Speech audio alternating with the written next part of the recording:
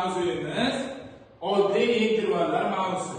Oddiy interval. Nima uchun oddiy interval degan savolga, oddiy intervallar bo'yni biz o'rgangan aksiyamiz bor edi-ki, ana shu bir aksiya oralida joylashgan mana bu nodalarimizda birin-ketin nomlanishi oddiy intervallar deyiladi.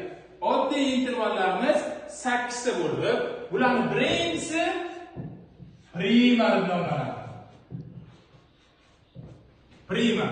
Xo'p, bilamizki, primamiz mana pianinamiz orqali ko'radigan bo'lsak, prima intervalimiz birinchi mana bu notamiz qaysi nota joylashadi? Do notasi. Xo'p, endi mana bu ikki marta men do notasini ishtirok etsam, bu prima interval bo'ladi. Demak, prima intervalimiz uchun nechta nota bo'lishi kerak ekan?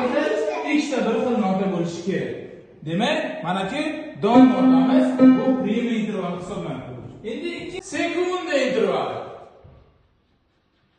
Sekunda intervalimiz endi o'z nom bilan turibdi va o'z raqam bilan ikkinchi, ya'ni ikkinchi turgan pog'onamizning nomi sekunda intervalimiz hisoblanadi. Demak, dodan keyin qaysi notamiz keladi? Re notamiz keladi. Demak, do, re notalarimiz, demak, mana bu ikkita notamiz sekunda intervalini hosil qiladi. Tushunarlimi? Xo'p, endi uchinchi intervalimizning nomi tersiya. Nima ekan nomi? Tersiya. Demak, birinchisi nomi prima, sekunda va uchinchisi tersiya. Tersiya intervalimiz o'z raqam bilan uchinchi, ya'ni uchinchi turgan pog'onamiz tersiya intervalini hosil qiladi. Demak, do, re, mi. Demak, do, mi. Bu qaysi intervalimiz bo'lar ekan? Tersiya intervalimiz. Demak,